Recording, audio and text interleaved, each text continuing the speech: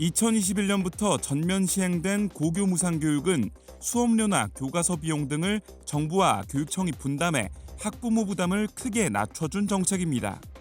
그동안은 해마다 9천억 원이 넘는 비용을 각각 중앙정부와 시도교육청이 나눠내고 나머지 5%를 지자체가 지원했습니다.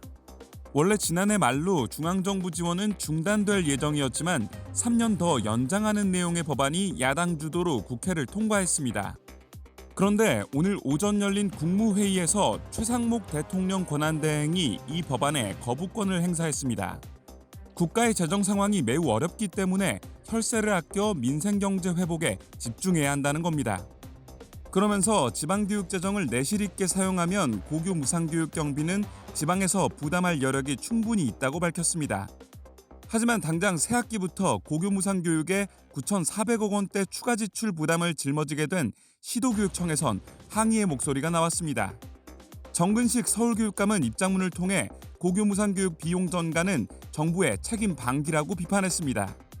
법이 시행되지 않으면 서울에서만 해마다 약 1,850억 원을 추가로 부담하게 돼 2년 안에 기금은 고갈되고 지방채를 발행해야 하는 사태가 반복될 수 있다고 꼬집었습니다. 국회로 다시 넘어온 법을 통과시키려면 출석 국회의원의 3분의 2가 찬성해야 해 여당에서 이탈표가 없다면 통과가 어렵게 됩니다. 매년 국고 지원 비율을 줄이는 내용의 여당발 법안 등을 같이 놓고 논의할지, 야당 단독으로 재통과를 강행할지, 고교 무상교육 정책의 공은 다시 국회로 넘어오게 됐습니다. EBS 뉴스 박광주입니다. 시범사업 2년을 거쳐 지난 2021년 전면 시행된 고등학교 무상교육. 수업료와 교과서비 등을 낼 필요가 없어서 학부모 부담이 줄었습니다. 재원은 정부와 시도교육청이 각각 47.5%, 지자체가 5%를 분담하고 있습니다. 예정대로라면 지난해까지만 이렇게 하고 이후엔 모두 교육청이 부담할 예정이었습니다. 하지만 지금의 분담 구조를 2027년까지 이어간다는 내용의 법안이 어제 야당 주도로 국회 본회의를 통과했습니다. 야당은 잇따른 세수 부족에다 새로 시작되는 교육정책에 많은 돈이 들어가는 만큼 시도교육청에 더 많은 재정이 필요하다는 입장입니다. 막대한 추가 재정을 부담해야 합니다.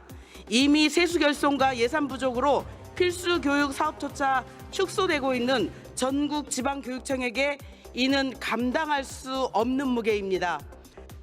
하지만 정부와 여당은 즉각 반대 의견을 냈습니다. 원래 고등학교 교육은 관할인 교육청이 전액 부담해야 하고 그럴 만한 형편도 된다는 겁니다. 교육청이 고교 무상 교육을 담당할 재정 여력이 있는가이며 그 답은 분명히 있다입니다. 시도교육청에 배부되는 예산은 올해보다 5조 원이 증가됩니다. 5조 원을 더 배부합니다. 이주호 부총리 겸 교육부 장관은 고교 무상교육은 지방교육 재정으로 실시가 가능하다고 정부의 입장을 설명했는데도 개정안이 통과돼 안타깝다고 밝혔습니다. 앞서 AI 디지털 교과서가 교육자료로 격화되는 법안이 통과된 데 이어 고교 무상교육 재정 법안까지 연달아 제동이 걸리면서 주요 교육정책이 추진 동력을 잃고 있는 상황입니다. 이에 대해 교육부는 AI 교과서 관련 법안은 권한대행에게 거부권을 건의하되 고교 무상교육 법안에 대해선 아직 확정되지 않았고 추후 별도 입장을 내놓겠다고 설명했습니다. EBS 뉴스 진태입니다. 네, 그런데요. 워낙에 현 정부가 거부권을 많이 써오기는 했지만 이 법안은 아이들에게 학비를 나라가 주자는 내용 아닙니까? 워낙에 학부모 만족도도 높았고 이 정부 지원금이 9,400억 원에서 0원이 된다. 그렇다면 시도교육청으로서도 부담이 될 것 같은데 자, 윤석열 정부 출범 이후 교육 관련 법안에 대한 거부권으로는 첫 사례입니다. 전망 어떻습니까? 예, 말씀하신 것처럼 윤석열 정부 출범 이후 한덕수, 최상목 권한대행 체제까지 이어지면서 정부는 총 33개의 법안에 대해서 거부권을 행사했는데요. 한 차례 거부권이 행사된 법안이 여야 논의를 거쳐서 수정된 뒤에 합의 처리된 경우는 지난해 5월 시행된 이태원 참사 진상규명을 위한 특별법이 유일합니다.